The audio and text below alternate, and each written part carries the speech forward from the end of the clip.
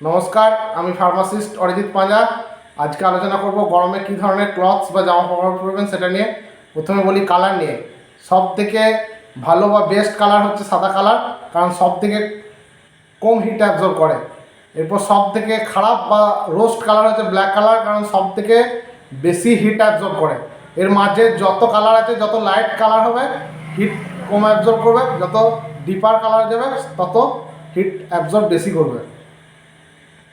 এরপর আসি মেটেরিয়ালস নিয়ে। সব থেকে ভালো মেটেরিয়ালস হচ্ছে সুতির কাপড় বা 100% পিওর কটন যাকে বলা হয়।